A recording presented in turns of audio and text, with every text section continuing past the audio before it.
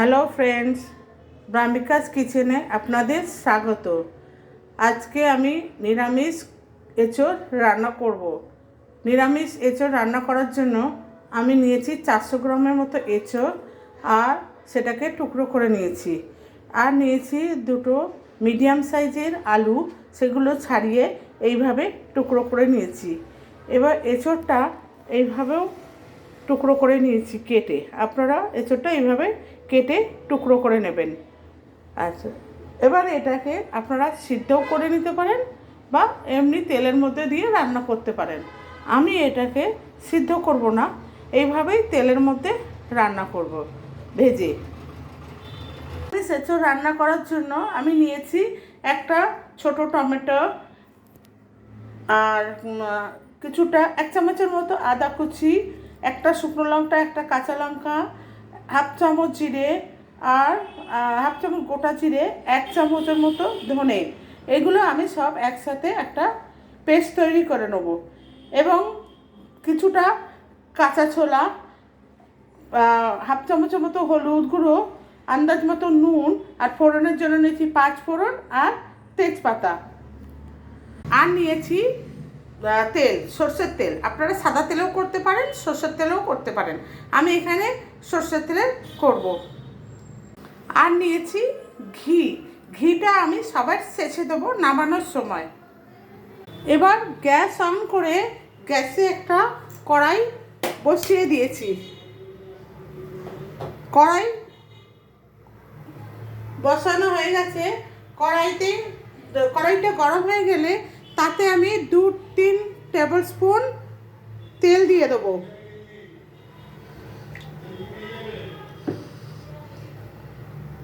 যতক্ষণ তেল গরম হচ্ছে, চলুন ততক্ষণ আমরা মিক্সার গ্রাইন্ডারে ওই পেস্টটা তৈরি করে নিই। পেস্টটা আমার তৈরি হয়ে গেছে। আমি কিন্তু বাটা মশলায় রান্না করছি। আপনারা চাইলে গুঁড়ো মশলাতেও করতে পারেন, জিরে গুঁড়ো, ধনে গুঁড়ো, এরকম। কিন্তু আমি একটু বাটা মশলায় করছি, কারণ এতে টেস্টটা ভালো হয়। এদিকে তেল গরম হয়ে গেছে। এবার এর মধ্যে আমি আলুগুলো ছেড়ে দেবো।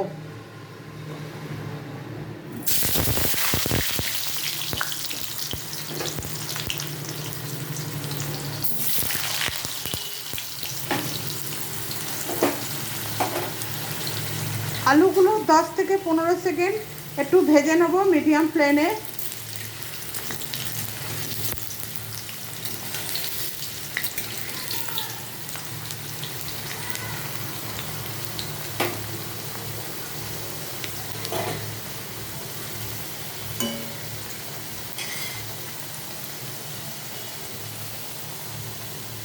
একটু বাদামি বাদামি হয়ে গেলে আলুগুলো আমি নাড়াচাড়া করে ভেজে নেব।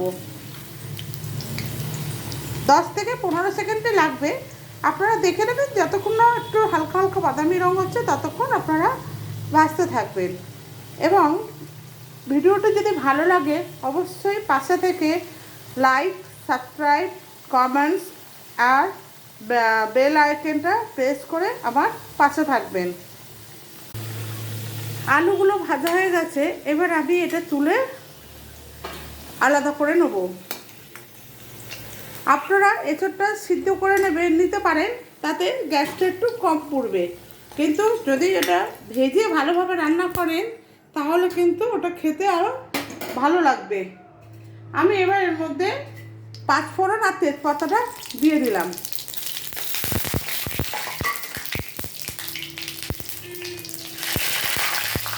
দিয়ে এবার এঁচোড়গুলো তুলে দিলাম।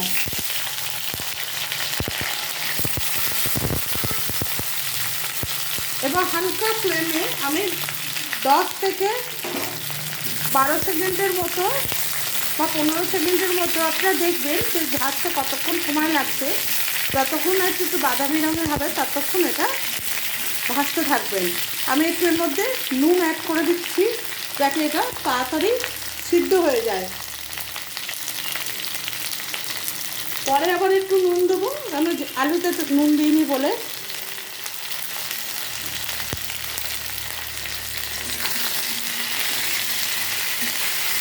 এবার এটাকে এইভাবে ভাজতে থাকবো।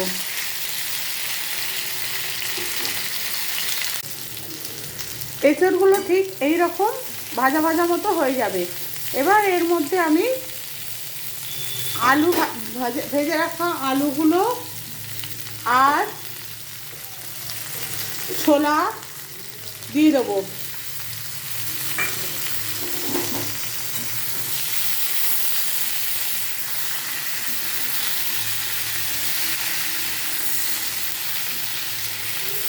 এবার এর মধ্যে দেবো হলুদ গুঁড়ো আর আরেকটু নুনটা আপনারা আপনাদের স্বাদের মতো দিয়ে দেবেন।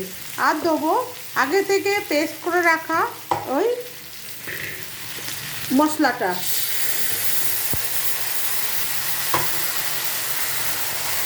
এবার সব ইনগ্রিডিয়েন্টসগুলো ভালোভাবে মেলাবো। আঁচের ফ্লেমটা একটু কমিয়ে দেবো, এতে মশলাটা ভালোভাবে কষানো যায়।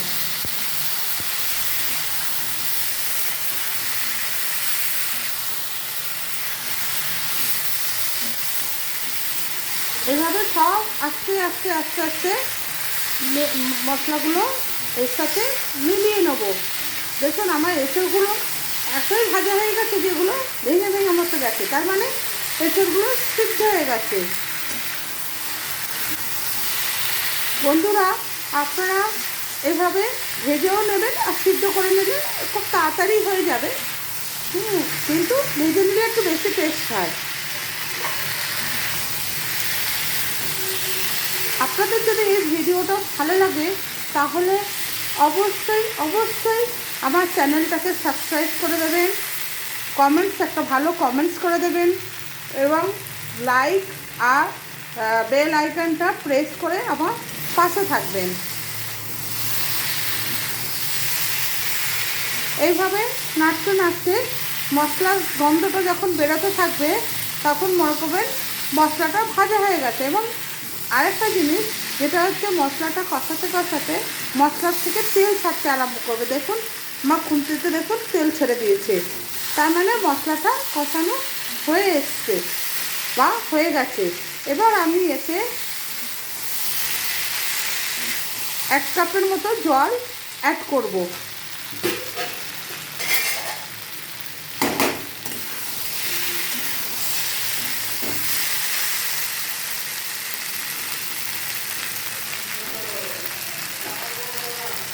এক কাপের মতো আমি জল অ্যাড করলাম যাতে এটা ভালোভাবে আলুগুলো আর এঁচড়টা একটু ভালোভাবে সিদ্ধ হয়ে যায়। আপনারা পরিমাণ মতো জল দেবেন। আমি এখানে 1 কাপের মতো জল দিয়ে একদম আঁচটাকে ধিমি করে দিয়ে এটা সিদ্ধ করব। উপর থেকে একটা ঢাকনা দিয়ে দেবো।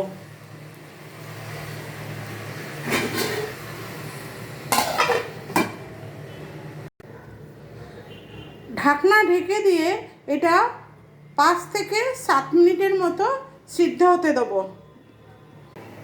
এবার ঢাকনাটা খুলে দেখবো যে কীরকম হচ্ছে, আলুগুলো সিদ্ধ হয়েছে কি না। দেখুন আমার আলুগুলো সিদ্ধ হয়ে গেছে। এবার এর মধ্যে দিয়ে দেবো 1 চামচের মতো ঘি,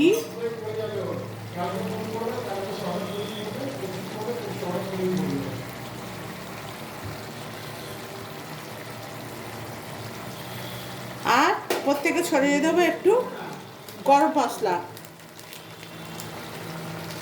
দিয়ে এটাকে ভালোভাবে নাড়াচাড়া করে নেব।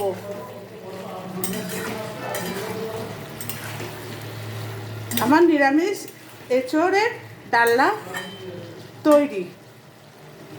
এবার আমি গ্যাসের ফ্লেমটা অফ করে দিলাম। যদি ভিডিওটা আপনাদের ভালো লাগে তাহলে অবশ্যই সাবস্ক্রাইব এবং পাশে থেকে বেল আইকনটা প্রেস করে দেবেন আর লাইক আর কমেন্টস করে দেবেন। এঁচড়ের ডালনা রেডি পরিবেশনের জন্য। এটা ভাত বা রুটির সাথে খুবই ভালো এবং সুস্বাদু লাগবে। ধন্যবাদ।